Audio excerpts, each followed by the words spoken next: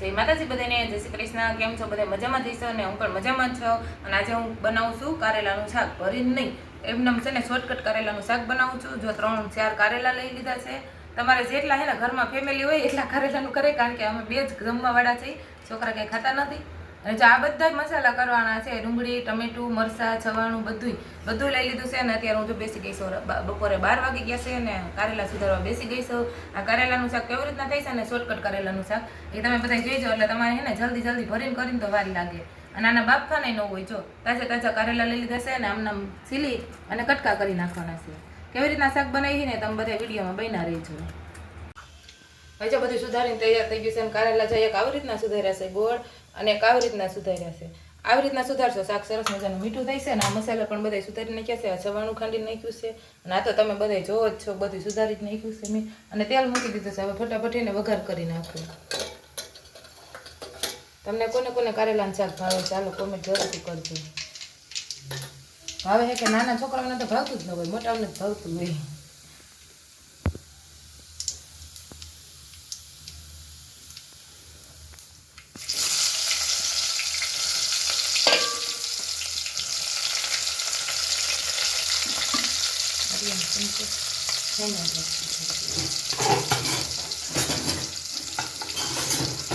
કેટલી વાર રહેવા દેવાનું?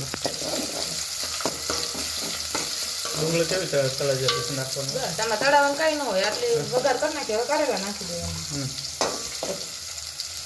હવે કારેલા નાખી દેવાનું તો જ બધું ભેગું ચડે ને કારેલા, કારણ કે આપણે બાફાનું હોય, કારેલા હોય કાચા.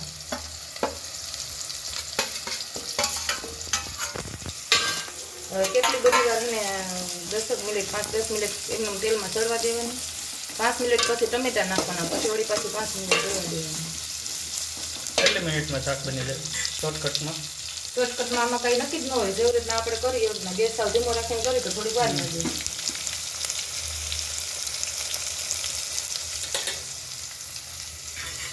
એટલે જો કારેલાનું શાક વઘારી નહીં કીધું તો 5 મિનિટ થઈ ગયા છે. એટલે આપણે જો ટમેટા નાખી દીધા છે, 5 મિનિટ પછી ટમેટા નાખવાનું કીધું હતું, ટમેટા પણ નાખી દીધા છે. અને થોડું ચડી ગયું છે. જે 5 મિનિટ દેવા જઈશે ત્યાં સુધી સરસ મજાનું ચડી જશે. પછી આપણે એનો જે સવાણું છે, એના લોટ બધું લીંબુ ખાટું મીઠું સરસ મજાનું શાક કરવાનું, એને શોર્ટકટમાં શાક કરવાનું છે. તો મેં તમને બધાને કહી જ દીધું છે. જો આટલું સડી ગયું છે. જે બાકી છે થોડુંક 5 જ મિનિટ થઈ જાય છે. ટમેટા નાખ્યા છે.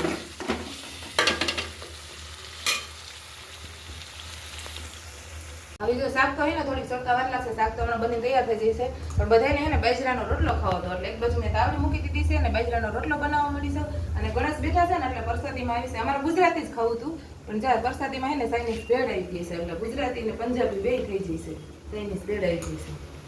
અને બાજરાનો રોટલો બનાવું છું સરસ મજાનો. તમને બધાને એવું નથી ઘઉંની રોટલી ભાવતી તો ઘઉંની કરે, પણ અમારે હે ને બધા બાજરાના રોટલા ખાવાવાળા વધારે. અને બાજરાના રોટલા જલ્દી થઈ જાય એટલે આપણને તો મજા આવી જાય. બાજુ તો હમણાં શાક સડે થઈ જાય, હમણાં બનીને તૈયાર થઈ ગયું છે.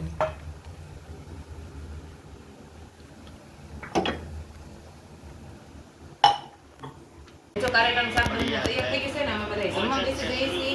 અને કારેલાના શાકમાં હે ને મેં લીંબુ ને ખાંડ સ્વાદ પ્રમાણે ખાટું મીઠું કરવું હોય ને એવી રીતના તમે નાખી શકો. બાજરાનો રોટલો, ઘઉંની રોટલી વઘારેલી, ચાઇનીઝ ભેળ અને કારેલાનું શાક ને બાજુનું છે. બહુ સરસ મજાનું જમવાનું છે. હાલો બધા જમવા બપોરા કરવા. હાલો અમે બપોરા કરી લઈએ, તમે બધા હાલો બપોરા કરો. અને કોઈ વિડીયોને લાઈક શેર સબસ્ક્રાઈબ કરતું નથી, ફટાફટ કરી દેજો. બેના રહીજો કે ભાઈ એનો છે એટલે અમે જમી લઈએ, એટલે અમારે કામ ઘણું છે. આરતીની ડીશ સંભાળવાની છે. આજે ગણેશ બાપા બેઠા હોય ને બધાને ડીશ સંભાળીને લઈ જવાની છે. એટલે જમીન પછી ગણેશ બાપાનું કરી, પેલા આપણે પેટ પૂજા કરી લઈએ. હાલો ફટાફટ જો જમીન નવરા થઈ ગયા છે ને આરતીની ડીશ તૈયાર કરવાની છે. એટલે અડધો શણગાર થયો છે. જો આ ઈસાઈ છે ને શંકર ભગવાન બનાવ્યા છે. કેવા થયા છે બધા કોમેન્ટ કરજો. અને એમ પપ્પા ગણેશ બાપા એનો ગણેશ બનાવવાનો વારો જામ દીકરાને બધું તૈયાર કરી નાખ્યું છે. આખી ડીશ તૈયાર થઈને હે તૈયાર કરશું, પછી તમને બધાને બતાવશું. ને બધે કોમેન્ટ કરજો કે મારે આરતીની ડીશ કેવી સંભાળી જાય, કેવી સરસ મજાની થઈ છે. શંકર ભગવાન મને તો બહુ જ ગયું, કેવા સરસ મજાના બની છે. તમારી આરતીની હે ને ડીશ બનીને તૈયાર થઈ ગઈ છે. કેવી સરસ મજાની બની છે. ગણેશ બાપા કેવા બન્યા છે, ઈશાન પપ્પાએ બનાવ્યા છે. અને આ બધી વસ્તુ એને શેનાથી બનાવી છે કહી દઉં? ઘઉંના લોટથી બનાવી છે બધી વસ્તુ. લાડવા જો લાડવા બતાવ્યા. ગણેશ બાપાને લાડવા બહુ ભાવે એટલે ઘણા બધા લાડવા બનાવી દીધા છે. એક હાથમાં મૂકી દીધો છે ઊંદરડી બતાવ્યું તો સરસ મજાની ઊંદરડી બનાવી છે. અને દિવાલિયા બનાવી છે. બધી વસ્તુ છે ને ઘઉંના લોટથી જ બનાવી છે ને આ ચોખા છે. એટલે આરતીની ડીશ કેવી તૈયાર થઈ છે ફટાફટ કોમેન્ટ કરી દીધું.